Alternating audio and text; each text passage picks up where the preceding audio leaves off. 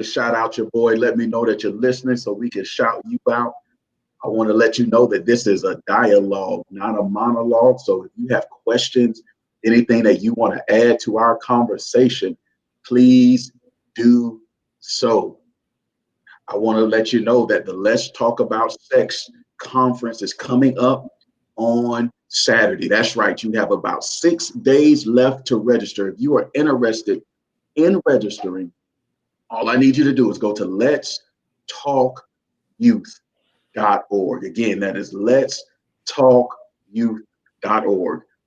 I want you to know that all singles are welcome.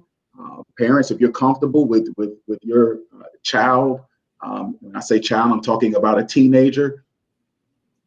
I want you to sign them up.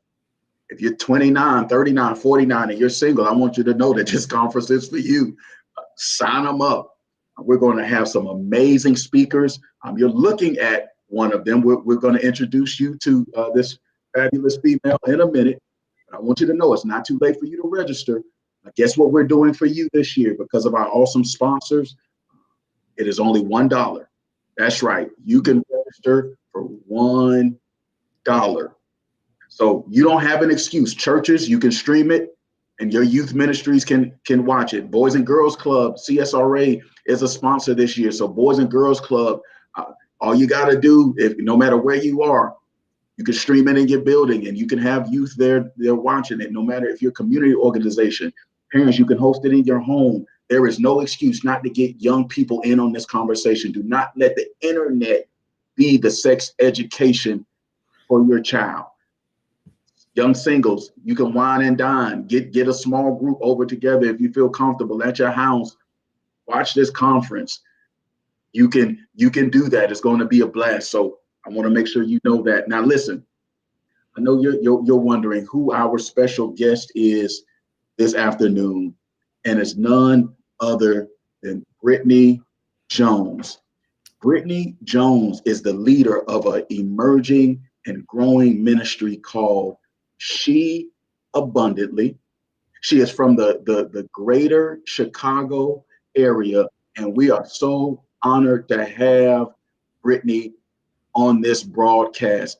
Brittany, thank you so much for your time this Sunday evening. It is an honor to have you. I am a fan of your work, and we are honored that you were on this broadcast today. How are you? Listen, I'm doing good. I told you before, this is a conversation, as you already told your audience, this is a conversation.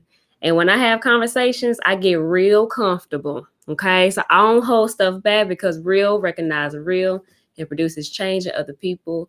So I'm just glad to be able to be on this platform to talk about the good stuff that we're going to talk about tonight and just be authentic, real, and honest. No sugarcoating, no performance, because I ain't even got it. Okay. All I got is myself, and that's all I need. Okay. So I'm glad to be here. Thank you. Thank you for the invite. Brittany, one of the things I love about you is that you have not figured out fake. So often, especially us church folk, we know how to figure out fake. You know what I mean? We know how to dress. We know how to put on that face like we got it all together. But what I love about you and your work is so real. Like I remember the first time I ran by She Abundantly, and I began watching one of your YouTube videos. I was like, man, this chick is the real deal, man. I was like, I think I was in my car, like I had just pulled into the drive-through, and I just pulled up in the driveway, and I got your information from Jackie Bruton. Shout out, Jackie. Out, Miss Jackie, your girl on. Come on, yeah, Miss. the GOAT. You know what I mean? Yeah, and so I pulled up the video. I said, man, this is good. This is what young adults need, and I am honored to introduce you to our chosen family and to the Mackey Foundation community, and so that you can share this message about the best sex you will ever have. I know everybody's looking at that like, what are these fools talking about? What is this? Brittany, do you mind letting our audience know how you came up with this concept that I love that you call the best sex you will ever have? Well, listen. So I'm gonna take a couple minutes just to explain from the beginning because Yes, I had to take us back. learn. In order for me to realize that there is a best sex, I had to, or shall I say, I experienced the worst sex. So I am a single young woman. I'm going to be talking from like a person's point of view. I'm going to be talking from like truth, the word of God. But a lot is going to come from my experience. And so I was exposed to sex at a very young age. Like a lot of people who probably don't even speak this truth out. I started having sexual encounters with like my cousins when I was young.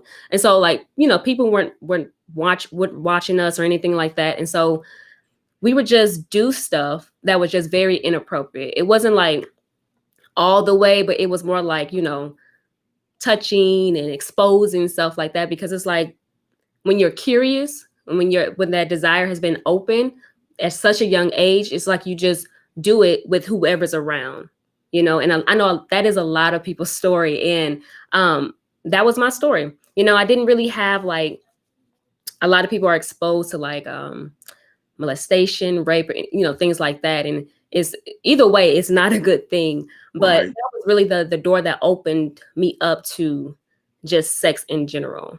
I say in grade school, I was exposed to pornography. My big cousin, it's always an older cousin, an older Yeah, sister. those older cousins, older brothers that get you in so much trouble, won't they? Okay. Downstairs watching, doing what he do. And I think me and my cousin was sneaking downstairs. And I think it piqued our curiosity of like what he was watching and the sounds and things like that. And from that moment, I realized that it was something that I wanted more of. Like I didn't know at that time what was drawing me to it. But once I was exposed to it, I got hooked to it, to the point to where like move on up to like early middle school, I would binge watch pornography before going to school. I would hide. We had like a little TV in our kitchen area, and I would I would face it to where I can see somebody coming down the hallway. Mm-hmm. So if they come, I just hurry up and turn it off. So it's like I knew that it wasn't something I should have been watching, but I couldn't stop it. You know what I'm saying? And so I was addicted to pornography. I said it started exposed in grade school, addicted to pornography, well, all my teenage years. So well with over 10 years. So you can only imagine what that did to my mind, what that told me about my body, about me as a woman. And so, of course, when you have pornography involved, it's like, oh man, look at what they're doing on this screen. Look at how this guy wants this girl, because I was that girl who was, I say a daddyless girl. I always knew where my dad was, but I came from a broken family.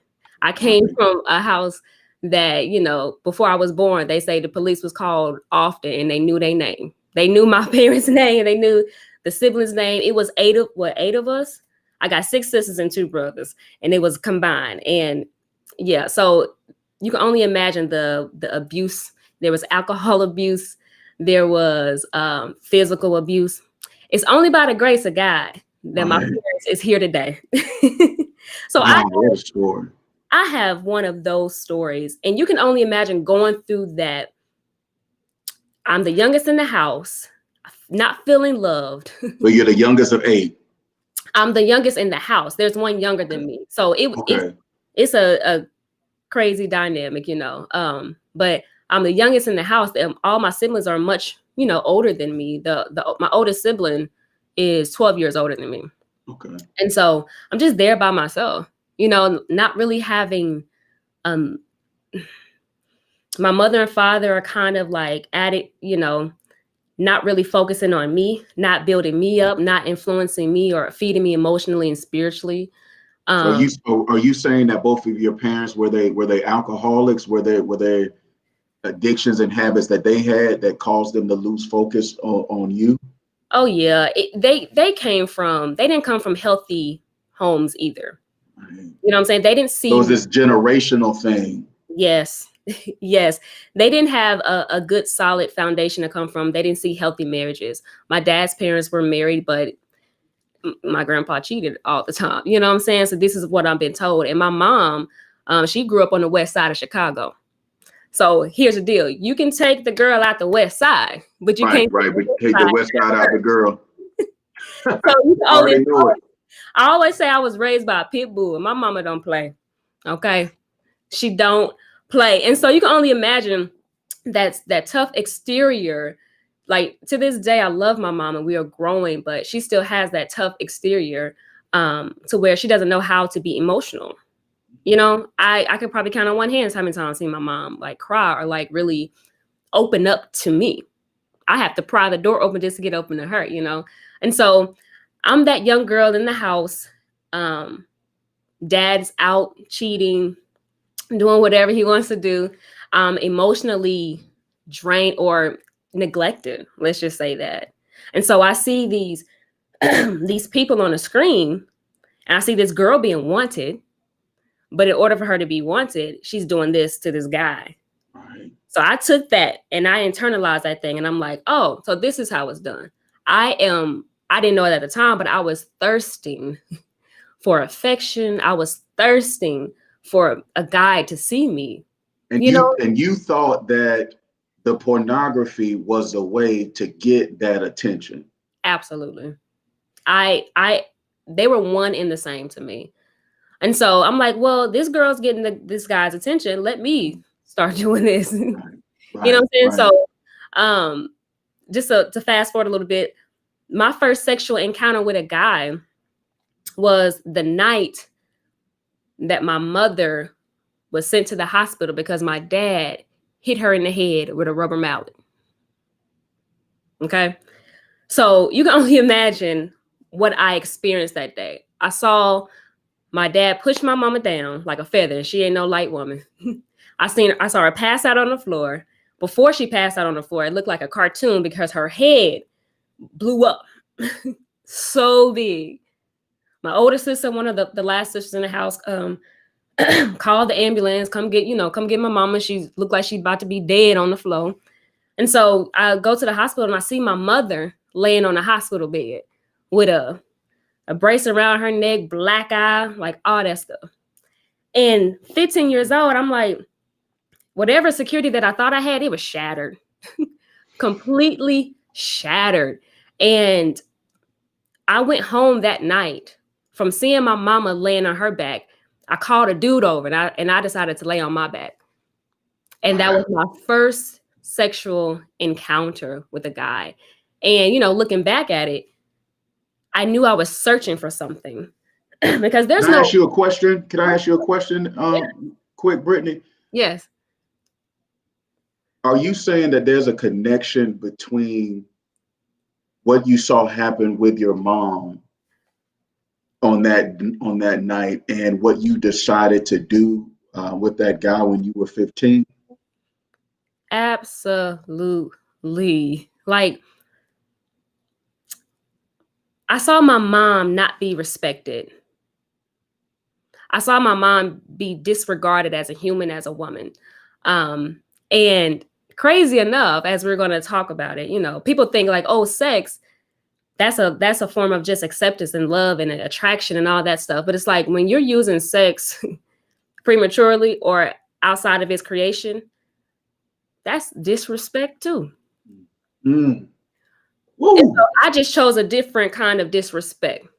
I was modeling after what I was seeing. The trauma, just it kind of what you don't form you transfer. So it just transferred me into another unhealthy action. You know what I'm saying? I do, and I want to make sure that the listeners don't miss this critical point. First, I want to let you know that you have some people who are identifying you. Shamiko, thank you. Camilla, Alex, thank you for your comments. You're right. She is being so real. Um, I have to honor you for your honesty. This is what people need to get Mhm. free, because we're holding all of this brokenness in, and it's not benefiting us. And so I want to, before I go any further, I want to thank you for your tremendous transparency. Yeah, thank you. Um, and I want our listeners, please hear me on this. Sex is, or the reason we have sex rarely has to do with anything physical. Facts. God has given us the gift of sex for physical connection, but it's also for spiritual connection.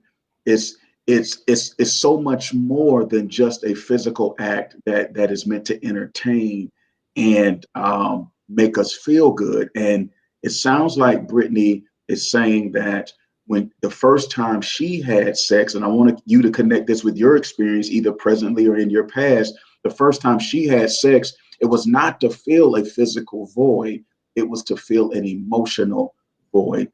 Most of the time, when we engage in sexual activity, it is not for the physical connection. And the reason I'm raising this point is because I want all our listeners to who are not yet abstinent, who are still engaging in sexual activity outside of marriage, to ask yourself why. Because if you ask yourself why, you can begin to figure out the reason behind the activity. And once you find out the reason behind the activity, you can maybe change your behavior. So that was such a deep point, Brittany, and I did not want to skate by that. But so go ahead. So you've decided to have your first sexual encounter at 15 years old, Hmm. after seeing your mother abused by your father. Hmm. Yep. And you're absolutely right. Of course, me as an adult now, processing all this stuff, I know now, but I didn't know then. I was literally searching for a safe place. I was searching for somebody to hold me, somebody to embrace me. And the only thing I knew, well, to be wanted was, well, through sex. So that was me looking to be wanted. Um, and so having that mentality, you can only imagine. I got pornography addiction. I got, and mind you, pornography addiction and masturbation go hand in hand. So I've already, learned or mastered having sex with myself. And then I'm having sex with guys now, not one guy, but multiple guys. You feel me? Like Yes, it yes, was when I say the kind of the sex that I was having, and I don't mean like the form or like what we did physically, hmm, but the sex that I was having outside of God's creation, it felt good in the moment. Maybe if I got an right, orgasm, right, because right, because I was catering to guys. I What pornography taught me was, um, as a young woman, the only thing I'm good for is to give a guy pleasure. right, And so, as long as he was pleasured, he embraced me. I felt wanted. right. But every time I would do that, I felt so empty. I felt used. You know what I'm saying? I was that side chick girl, the dude. I'm 15 years old. He got a girlfriend. I be on the phone with I got a boyfriend, and we literally doing what we doing. Talking about shh, be quiet. Like that mentality was so real for me. So I understand what people do and why they do it. I Right. never judge people based on like what they're doing. I don't call people hoes, stuff like that, because it's like you said, there's always a reason as to Yes, why yes, somebody is doing what they are doing. No, yes. here's the thing.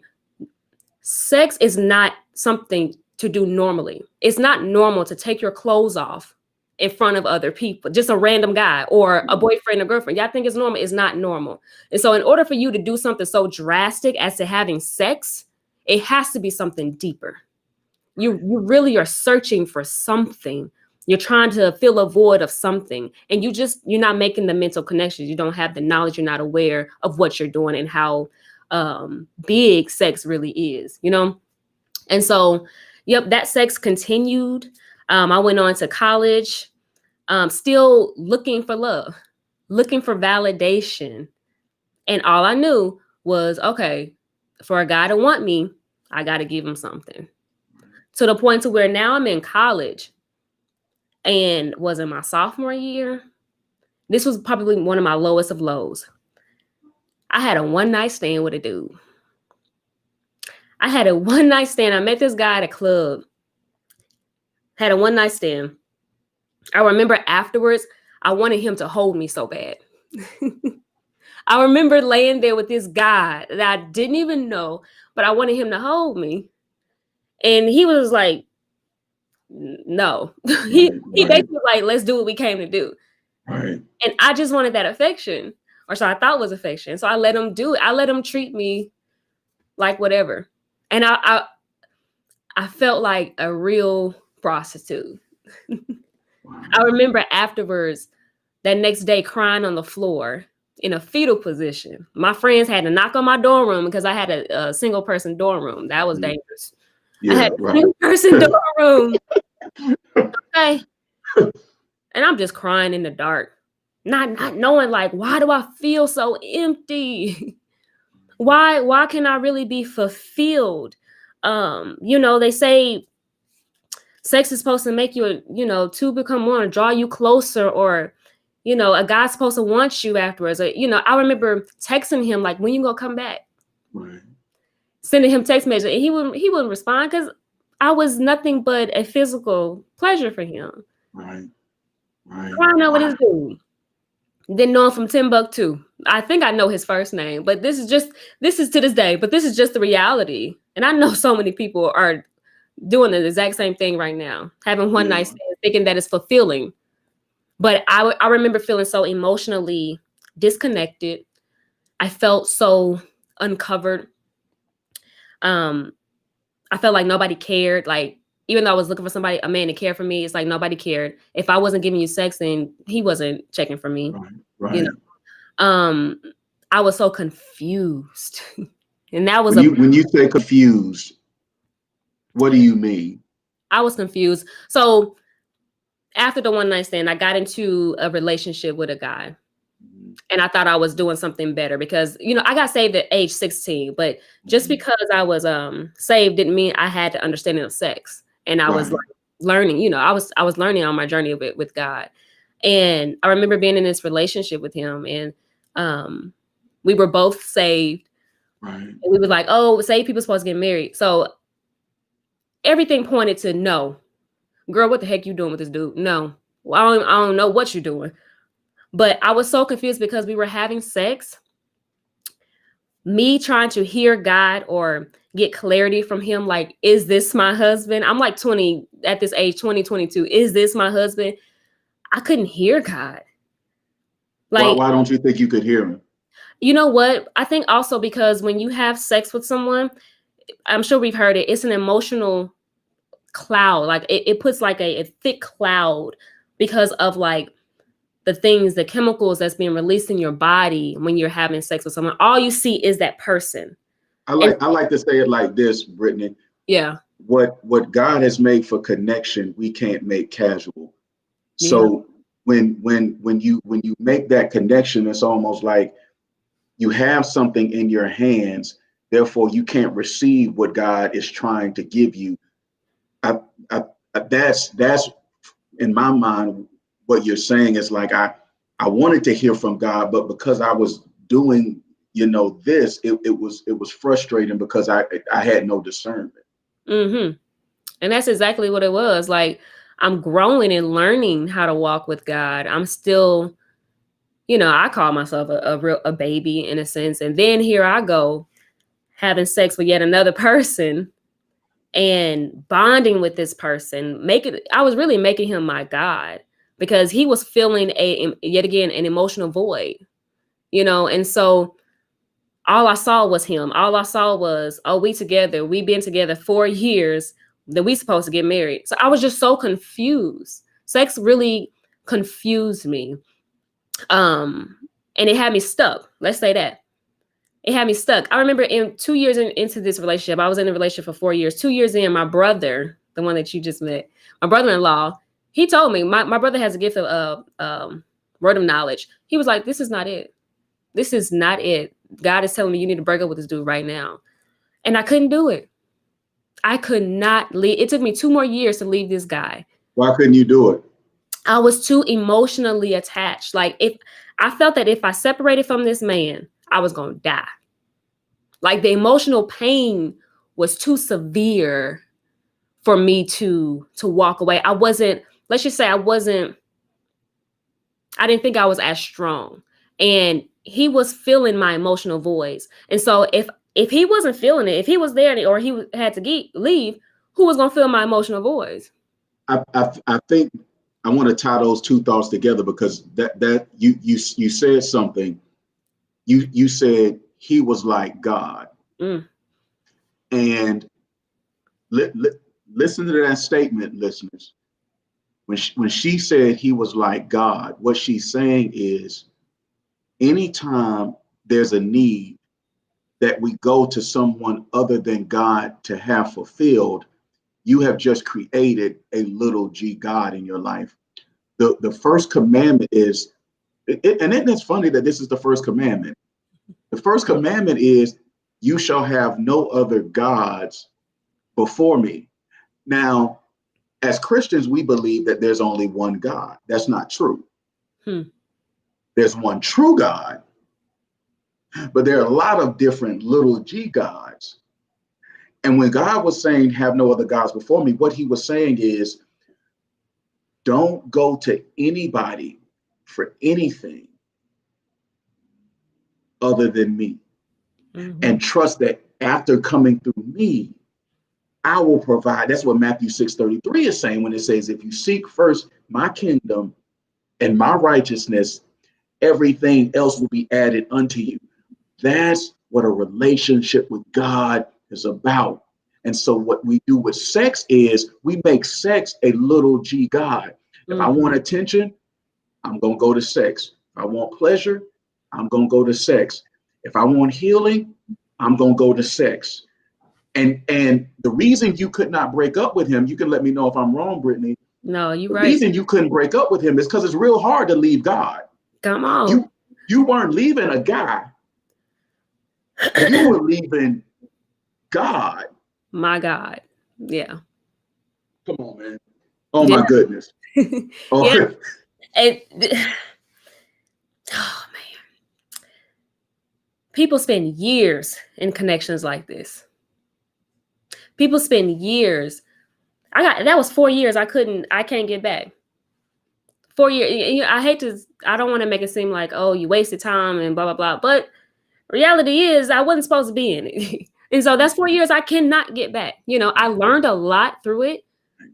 I did, but I can't get that back. That will always be a part of my story.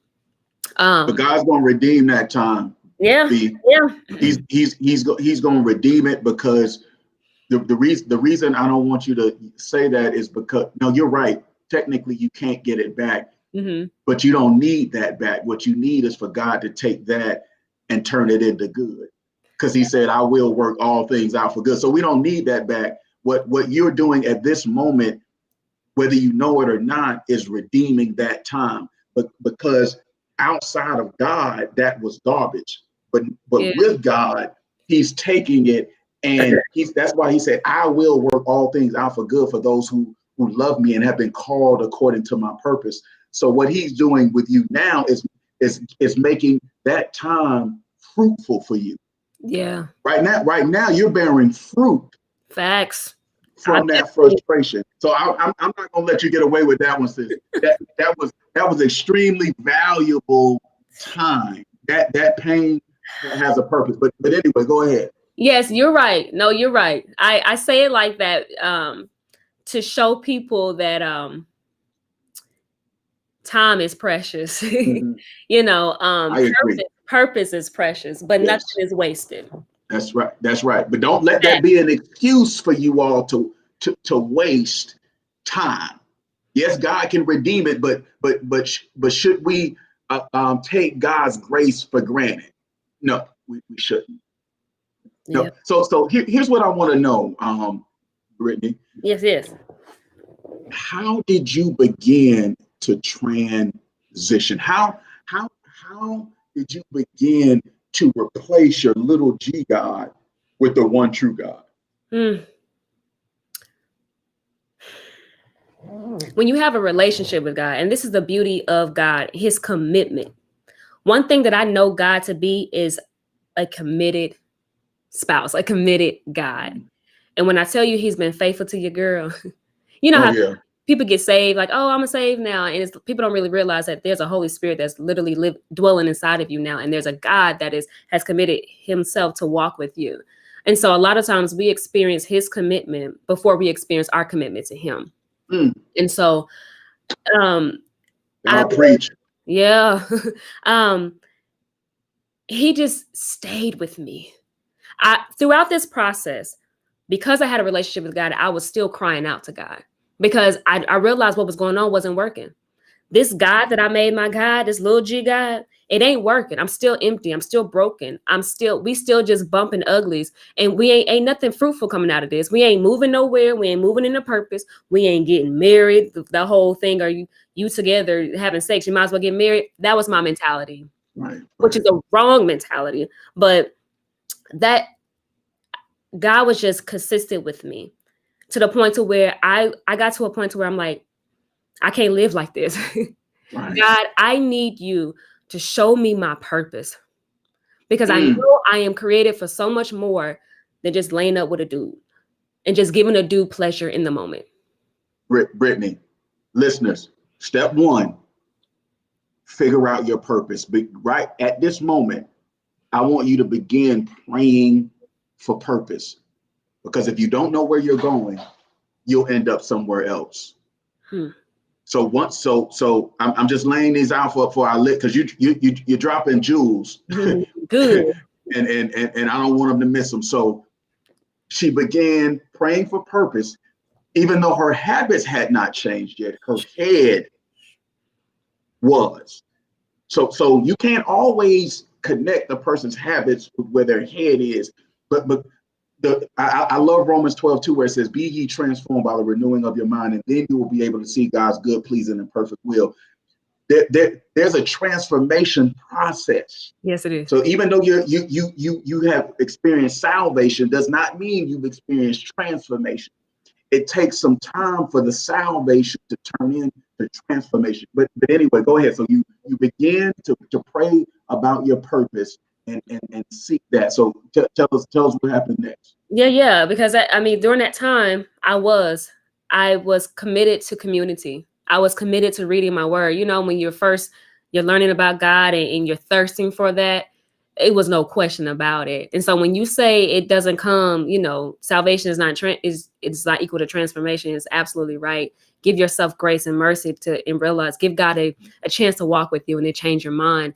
And that's what was happening. At age 22, the midway between this relationship, I'm still in this relationship. I knew sex wasn't working, and so I would try to hold off on it, but we would still fall into it because we didn't know how to live sexually integrous lives. It was just a mess. We had no boundaries, and so at age 22, God began to. You was hilarious to me. It was a hot mess. Yeah. A hot mess. I wrote a book about it. It ain't out yet, but we'll get stuff like that later. But when God at age 22, he just began to pour stuff into me and I began to pour it out. So much stuff started to swell up inside of me that I started writing. I started blogging because I'm like, man, I know I'm not the only girl going through this. I know there's so many more young women going through what I'm going through. And so I just put pen to paper. I started off writing stuff and I'm like, my brother was like, you should blog because he was blogging at that time. So I started this blog and I blog like once a month and, you know, it eventually turned into the title She Abundantly.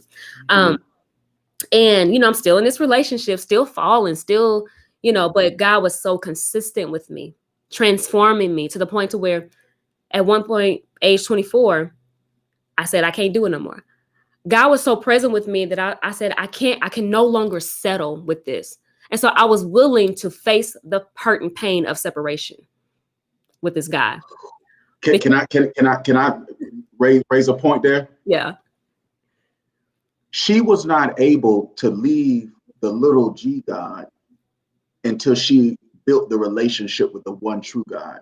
Yes. The issue I see in so many singles, Brittany, is that they're trying to do things in their flesh. Yes. You cannot do this in your flesh. Ain't gonna work. Work on your relationship with the one true God. Because what happens is the stronger you are in your spirit, the weaker your flesh becomes. Most of us are trying to make decisions that are spiritual when our flesh is stronger than the spirit. It's this tug of war. And your flesh has got 10 people on this side pulling, and you only got one little skinny person on the spirit side. And so the flesh is pulling the spirit over to his side. You talking And what right. you begin to do is take the strength from your flesh and begin adding things over to your spirit. And eventually the spirit got control over the flesh. Listen. Listen. You talking right, okay? Because that's exactly what happened. And that's what happens in people's lives. And I'm so glad that you hit them points, okay? Unique, hit them points and make it clear. Because I'm just talking, you know what I'm saying? No, you preaching. I'm just your amen. You know what I mean? I appreciate that. Help them understand. But that's exactly what was happening. I was weighing my options. Mm-hmm. Do I want to keep crying with this dude in this relationship because I'm empty and broken for I don't know how long? Or do I want to just cry for maybe the next year because I'm getting over him and separating from him? So I had to make a decision. I made a decision and I told myself, make your tears count. Either cry with this dude. That's the title for the book right there, sis. Oh, yeah. Ooh. I already got a video on it, but you're right about it. Listen, y'all need to make sure it's up on the screen. sheabundantly.com/purity. Listen, y'all ladies know y'all need encouragement. I want y'all to join her email list. I want you to follow her on YouTube. Please make sure you do that right now. It is up on your screen. She Abundantly. Follow on YouTube. Go ahead, B. Yeah, man. Yeah, so I had to make a decision. Make your tears count. Either you're going to cry for years and years because you're broken, or you're going to cry because you're healing. So either cry because you're hurting or cry because you're healing. And I decided that the healing process was much quicker. It was more beneficial than what I was experiencing with this dude because it was going nowhere. I was in like a mentally insane space, doing the same thing, trying to get different results. It will never work. It will never work for anybody. And so another thing that God told me, he said, keep this in mind. What you're reaching for is greater than what you're leaving behind. So I had to tell myself, all right, I'm leaving behind this connection with this guy. I'm leaving behind, sexual encounters. This man was fine. Okay. I think that's one of the reasons I got with him. He was beautiful. Was it? No, I think he was, to this day, I'm sure he's still beautiful. You know what I'm saying? But I had to learn how to put all my value and self-esteem in God and not in people, because I was with this guy, I think, because I didn't think I was beautiful. And so if he chose me, it must mean that I was good enough. Right. He chose this beautiful man, this cute guy, And so I started to see what God said about sex and what God said about relationships bigger and better, because what I was experiencing was straight trash. It has to be more. Right. It has to be more than what I'm doing, because this is what I did. Like most people do. I took sex and I rewrote the rules for it for myself, and it wasn't working. That's like taking your iPhone, you know what I'm saying? Like, and saying, I'm just going to do whatever I want to do with it. Forget the person who made it. Forget Steve Jobs and whoever else. But I'm going to use it underwater. I'm going to use it how I want to use it. It ain't going to work for you. Because once you put that thing underwater, the thing is busted. So I was realizing God's boundaries of sex was good. Because it had to be good. Right. It had to be more. And so I got out of this relationship. I made the final decision to break up with him at 24. And, God really started to speak to me through sex, talking about sex and his relationship. I'm still blogging and all that stuff. And um, he began to just continue to transform my mind about sex. Mind you, even stopping having sex with this guy, I still had habits. And the habit of masturbation, I think that's one that sticks with people, and because it's so convenient and so easy. It's a victimless crime, right? Mhm. Yeah, Right. to where you have to learn how to live a preventative maintenance type of life. You're right. Say that again. You said a victim what? The victimless crime, Okay. where I say I'm not hurting anyone but myself, and that's okay because no one else is involved. But what we forget about that is our relationship with God, Mm-hmm. meaning even if I'm hurting myself, I'm still offending my creator. So it doesn't have anything to do with whether or not you're abusing or offending someone else.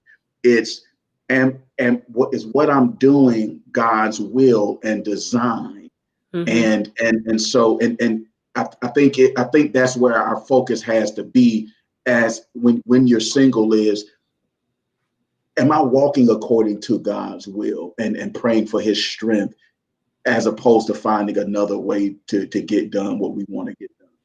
Mm-hmm. Yeah. And so I think at that time, like I just got to a space or a point towards like, all right, God, I know I'm not completely honoring sex because of what you don't form, you transfer. I'm still having sex with myself. I'm battling this, feeling broken. Like, why can't it just go away in one day, one night? Shout out to anybody who is struggling with that. Trust me, I understand. I know how you feel. I live in real time. I live a preventative maintenance type of life to where masturbation is something that I have to safeguard against because I think porn and all that is solidified habits in me to where probably for the rest of my life, I would have to make sure that I honor my body in that way by, safeguarding myself. So if you're still struggling with that, you ain't alone. A lot of people struggle it silently. And I feel like we shouldn't struggle silently. Let your stuff be known so you can get some help. Um, but yeah, so learning what sex is and one of the things that God told me was he created it. Right. And you said God created sex. And I don't think Right. people really realize that because culture has taken sex, this beautiful thing, and in a sense, trashed it and made it so nasty and foul, pornography Right. alone. You know what I'm Right.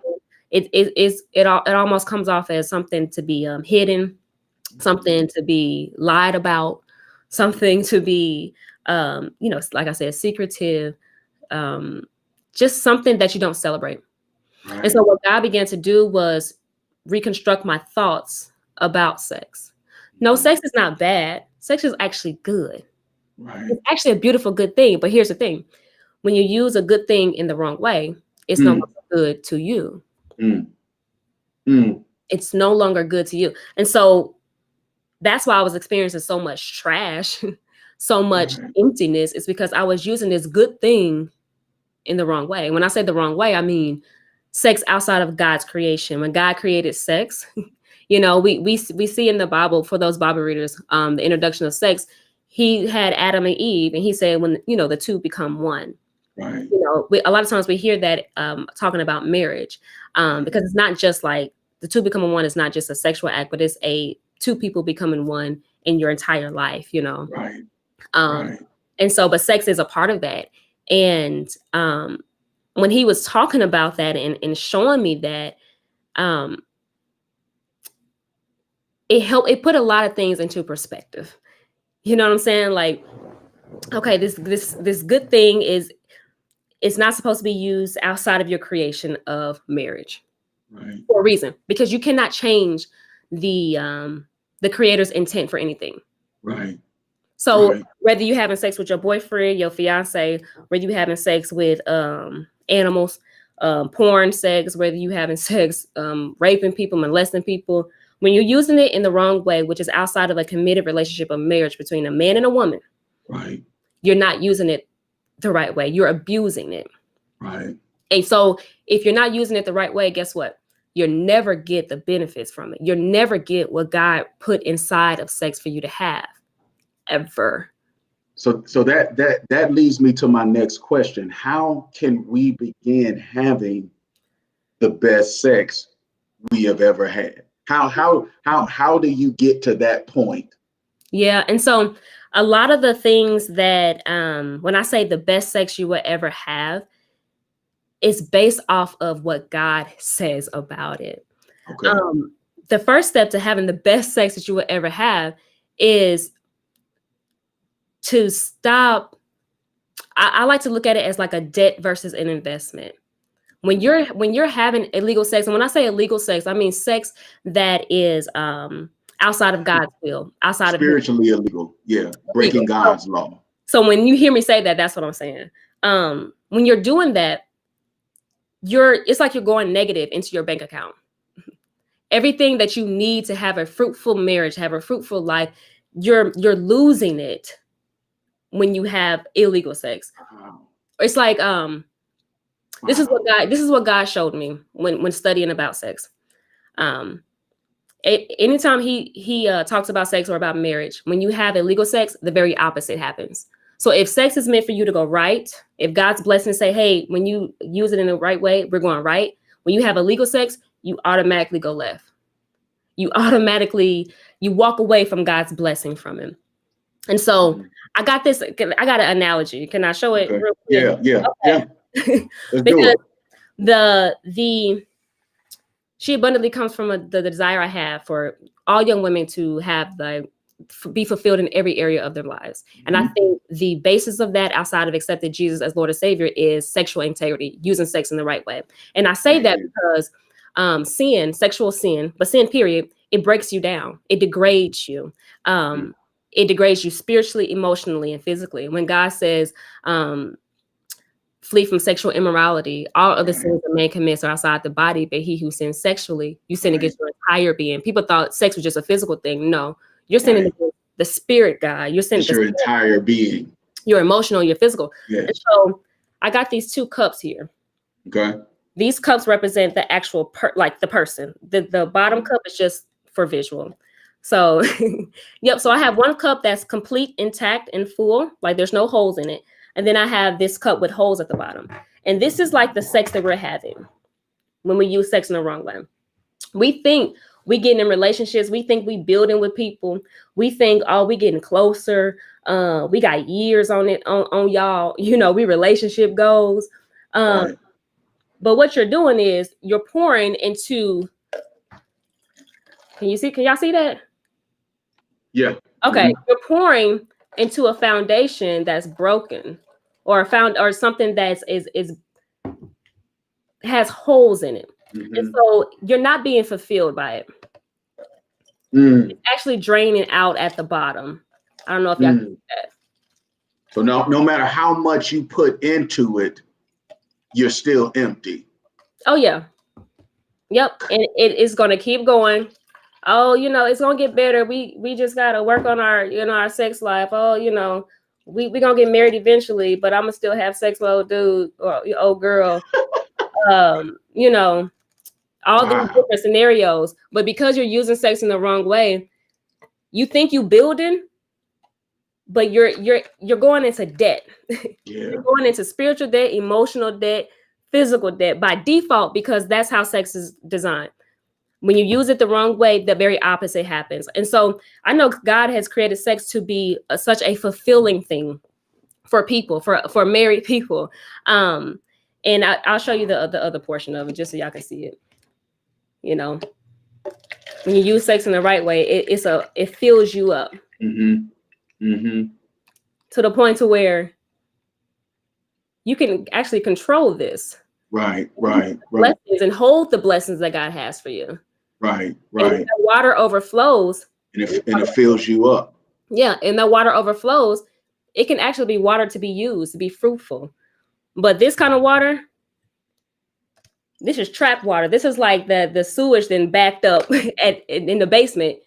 And now you got to pay the consequence. You got to pay out of pocket because you can't control this. This has no value, but you think it is because it feel good. Because that's what you think y'all supposed to do.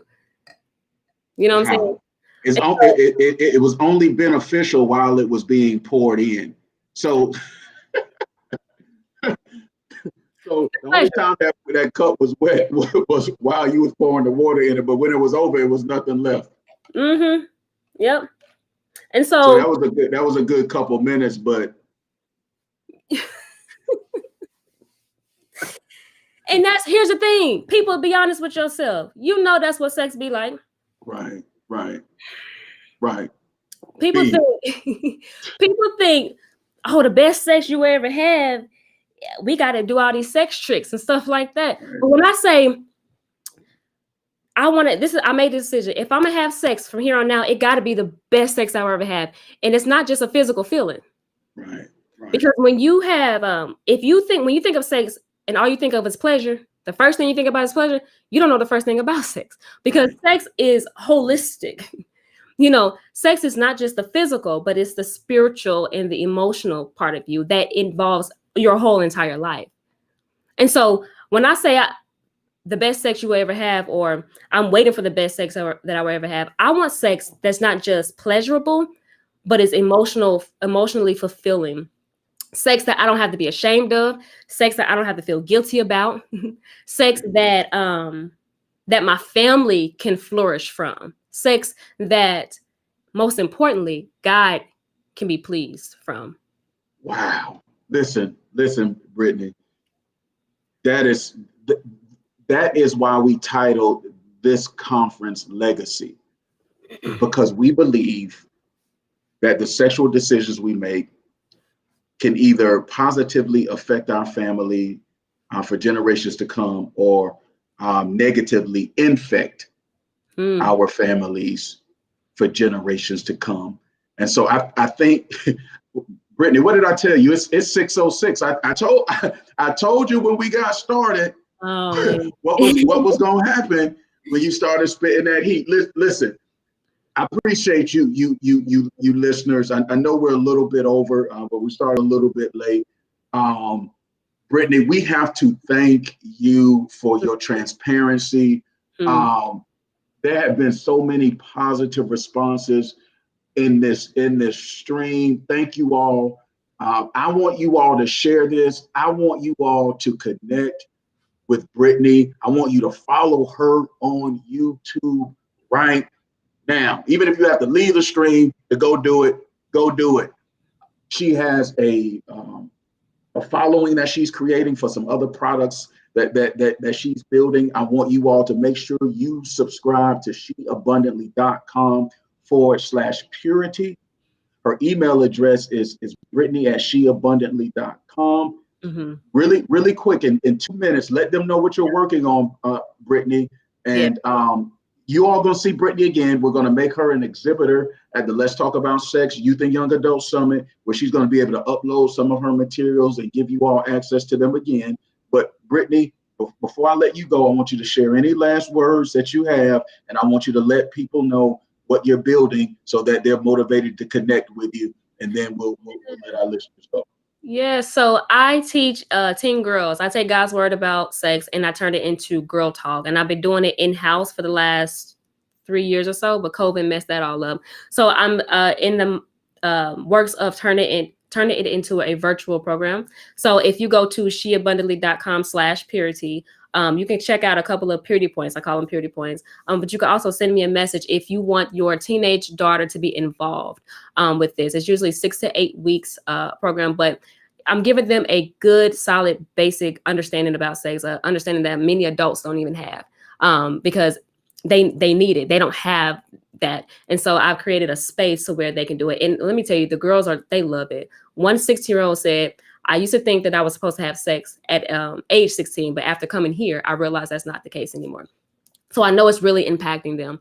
And I also I have a small support group called I Respect Sex. It's for young adult women, 18 and up, about 18 to 35, but I'm not discriminating.